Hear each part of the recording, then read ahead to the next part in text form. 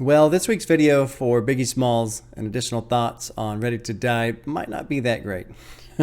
Unfortunately for me, this last week, the week that I spent with this album was a pain in the ass. I mean, it was a holiday weekend and I was away on a family trip, which was nice. That was fun, but that limited my time listening to the album. And last week, Vimeo, who is the video host for the videos that I post up on Patreon, they decided they wanted to, what's the best way to put it? Fuck me over big time. That's what they decided they wanted to do, was fuck me over big time. So I'll share, I'm official YouTuber now, I feel like, because I've had substantial video drama in that when I signed up for them back in, I don't know, November or whatever it was to set up Patreon, I bought their pro version, edition, subscription thing or whatever, which you have to pay up front, which didn't bother me at the time, but now I feel like it's a little bit more suspicious given how they do things. And when I did that, I had like 5 terabytes of up to 5 terabytes of storage and all this other shit, right? So, and it works great because it integrates with Patreon.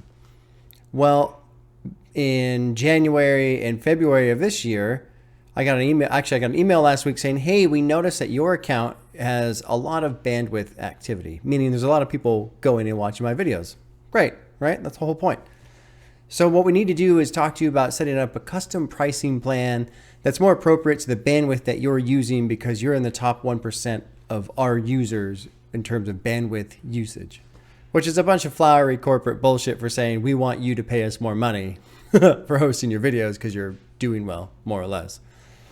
So we had some back and forth, and they told me that if I wanted to have 60 terabytes of bandwidth with them for a year, it was going to cost me $5,100. To which I promptly said, you're fucking out of your mind and I won't pay it. To which they said, oh, well, I guess we'll have to close your account then. And I don't know when that's going to happen. That's going to happen soon. So I actually went through all of my YouTube stuff and scrubbed all mentions of Patreon off of it. I even went today to my Patreon thing and put a disclaimer on there saying, please don't sign up. So please don't sign up. If you've been on the fence thinking about Patreon, don't sign up. Wait till March because I got to straighten all this shit out. There might be a period of time, hopefully short, where you can't watch the videos because I have to find I found a new hosting thing, but I'm having minor issues with them as well with uploading. It's very difficult. For whatever reason, I got to get it figured out. But that was really, really, really fucking frustrating. And that was what was occupying my time on Friday and over the weekend and Monday and Tuesday. So really, because of all of that and my trying to get that handled and straightened out, I have not had much time listening to Ready to Die. Now, with Tuesday and Wednesday, or Tuesday, I guess today, driving back and forth, been putting it on. My God. I really like this album.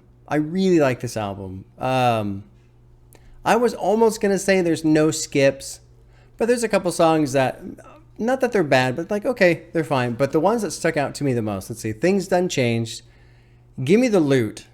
I feel like Gimme the Loot, and I said this during the reaction, I feel like Gimme the Loot is probably the most metal rap song I've heard, in the sense that how many times have you guys heard me say, I like the lyrical content, like they're saying, but I feel like they need to be mad. They need to be screaming. And that's what Biggie's doing. Like, he's just fucking going off for like 3 or 4 verses straight, just crushing it. And I love how he uses an altered voice to kind of represent another character, and they're going back and forth with each other and just getting more intense and yelling, and no remorse, no fear. Just fucking ruthless, relentless. Great track. I think that's one of my top hip hop tracks right now. Like, it's up there in my all-time list because I really, really like that one. That one was so good. Let's see, Machine Gun Funk was cool. Warning I liked a lot too. Like this whole story about somebody calling him up saying, hey, somebody else is going to try and rob you and all this stuff, and he's dealing with that shit. Ready to Die was a good one. One more.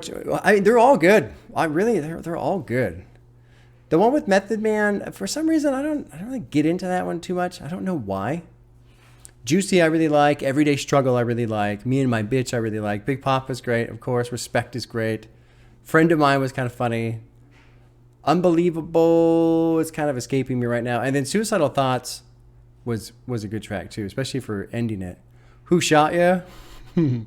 I actually just went to the Wikipedia page to see how many times Tupac got shot in that New York altercation. And it was 5 times. And on the track, there's actually 6 shots that go off. I was like, oh, it would have been interesting if it was the same number of shots. That would have been extremely coincidental. Now, that's just, a quick run through of the tracks and stuff. Let me move this over here so I'm not staring off to the side. What I really like about this album was I was able to enjoy it in the sense that I've gotten far enough into this hip hop journey. I can listen to this and I can see through the layers that exist rather than thinking it's just about Biggie having sex with all these girls and he's shooting people and it's about money and drug. Like I have broken through that first layer, and it's been really great for me in the sense, especially too with that week that I had with Mad Villainy and really getting an understanding of bars and flow and rhyming structures and all these different things. Because I remember multiple times on the reaction going, okay, it was like there was 2 brains in my head. One brain going, okay, yeah, I get it. It's just the beat and a rhythm and there you go. But then the other side's going, no. I can hear them pairing words together and doing all these different, structures within the lyrics. So that was a lot of fun. That was a lot of fun. And it's kind of neat in the sense that, Biggie doesn't necessarily have like a very broad vocabulary. Eminem is impressive to me in the sense that he has a pretty wide vocabulary to pull from, whereas other rappers maybe not so much.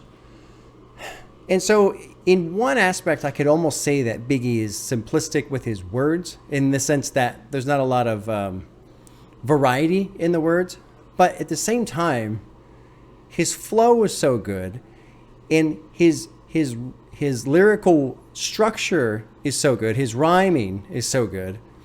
And then the power and confidence in his vocals paired with this idea of maybe the words that he's using are a little bit simplistic and just in a literary sense.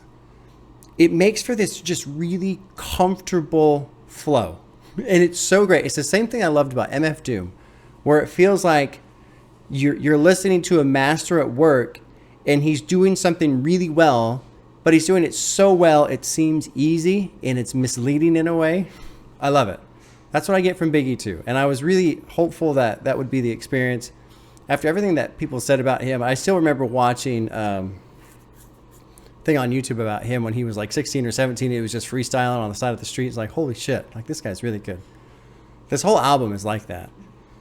The only thing I don't like about this album, and I realized this kind of today, I don't like Puff Daddy. I don't like what he's doing. Like initially it was like, oh, okay, he's here, he's doing these ad libs or whatever. And as I was going through the album, the first 1 or 2 times, I kept waiting for him to more or less have a feature for him to come in and actually rap. And from what I understand, he is the owner of Bad Boy Records, or yeah, that's the Bad Boy Records is who has the label. And so I thought he did rap. I think he does. I've never heard his music. Literally no one has recommended him to me, which I find interesting. But as I listened to this album more and more, and I kept hearing Puffy's ad-libs, what popped in my head was that song, I think it was TLC, the song No Scrubs, the chorus where it's like, I don't want no guy in his best friend's ride. Something about like riding around in the best friend's car trying to holler at me. Like the idea of it's not his car. He's just riding in his friend's nice car to try and get women. Because that's how I started to feel about Puffy. Like, why are you here? What are you doing? It feels like you're just trying to hover around Biggie and be part of what Biggie's doing because he's so fucking good at it and you just want to ride with it, I don't know if that's fair or not, but I started feeling like that. Like, just stop. Like, what is it? Everyday Struggle.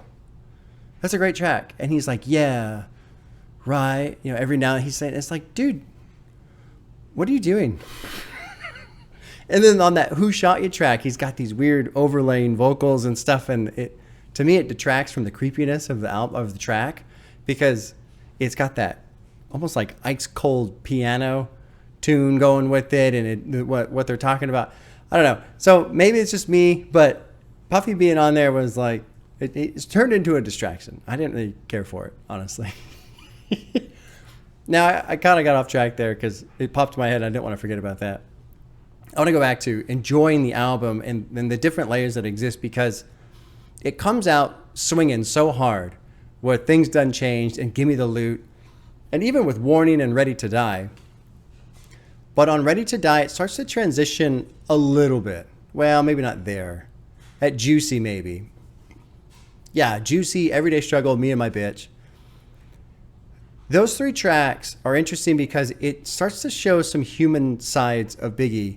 Not to say that he's, you know, not human, but he starts to expose that. And especially with Juicy, you know, you can take this album and you can step back and you can look at it and go, oh, here's this brazen, bold, unapologetic rapper who's just gonna, you know, gun violence and crime and and whatever. All he cares about is money and women and whatever.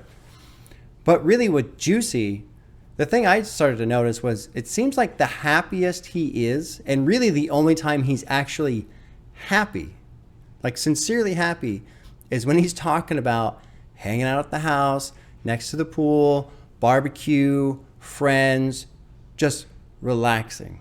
Like, it seems like the impression I get is that's what he actually wants. And everything else that he sings about or raps about is the chaos that he has to survive, the bullshit he has to put up with, the things that he has to do to go make money to try and reach this one little tiny, tiny spot of happiness that he has. And I feel like, you know, there's all this sexual content and stuff like that, which, you know, no big deal. He's a young dude, so of course, you know, he's got money. Women are all over him, of course. But at the same time, in some ways, it feels like an overcompensation for whatever pain he has inside, because there are moments where he starts talking about pain. He's talking about how his mom had to kick him out, how what was the other thing? You know, how he feels badly about lying to her and stealing money from his purse, and how birthdays were the worst days and Christmas missed us, and like being poor. Like, there's a lot of pain that exists within this guy, and it's easy to miss if you don't pay close attention, I feel like, because he just has this such a powerful external shell. But you get into it and there's these cool, deeper layers. Like Me and My Bitch, on the surface, sounds like this misogynistic, you know, rap about women. But no, he's talking about how he immediately makes this girl his wife.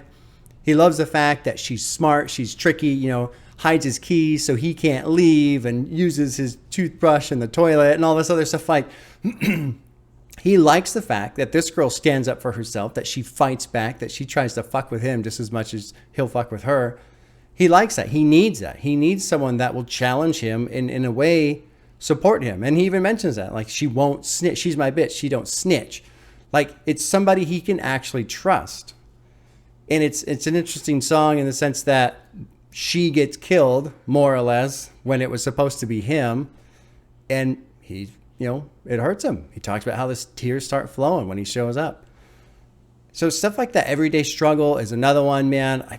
I should have wrote down the lyrics. I'm very unprepared for this video, unfortunately. I'm still swamped in this video hosting transfer nonsense. But Everyday Struggle as well was a great one. And you can tell there is this duality that exists where on one hand, yeah, it's more of like a survival instinct. Like this ruthlessness, this boldness that he has is how he survives. But then there's other times where like he doesn't want to be like that. And it really comes out at the end, that final track, Suicidal Thoughts, where he's like, I'm gonna go to hell. Really hard to tell, I'm a bad person, all this shit, and it's coming out. Oh, Everyday Struggle. That was another, or was it Ready to Die? I can't remember. But he has these talks where it's like, I don't even want to do, like, I don't even want to be alive. I'm ready to die. And the amount of stress that he's got to be under You know, I don't know how real these tracks are compared to how he actually lived his life. I have to assume there's an amount of similarity that exists there, some parallels. But the mental strain that has to exist on a person, the emotional strain, just the physical, everything. It's got to be so draining to try to endure this kind of lifestyle. And it makes sense to me now why so much of the party aspect, the women aspect, the money aspect, why that is portrayed as prominently as it is, because I feel like it's a compensation for the pain, if that makes sense. You know, it's like a form of self-medication. You know, some people when they're bummed out, they just start drinking or whatever, but this is like a higher level, more complicated version of self-medication. Like, I don't know how to make this shit go away, but if I've got money and I'm partying and there's chicks everywhere, at least when that's happening, I'm happy. And so for the moment, that pain is at least forgotten or subsides. And I say all that to come back around to my initial point of I'm happy to be able to understand that now. Because 6 months ago, I would not have understood that. I would have heard this and went, Jesus, this is just a bunch of gangster shit. And I can't connect with it on an intellectual level, on a personal experience level. Like there would just be this huge wall that exists between Biggie and myself. But now at least I can understand a little bit better on where he's coming from, having heard all these other albums and stories that people have told. So it was cool. Overall, it pisses me off, honestly, that my last 5 days or so have been so chaotic, because I feel like I do enjoy this album quite a bit. I'm looking forward to the next one too, Life After Death. I will save that for a reaction. I didn't listen to that yet. I will save that because a lot of people said that one's even better, which is impressive because this one's really good. But yeah, Biggie, there you go. I'm to the point of repeating myself. Friday is, what is Friday? I forgot. Freddie Gibbs, Pinata with Madlib, which is great because I really enjoyed Madlib and the beats that he made for MF Doom on Mad Villainy. And yeah, and we're coming up at the end of February, so pretty soon I will post a video announcing the March set list for the album reactions of that month. And that's it. All right, you guys, take care. We'll see you.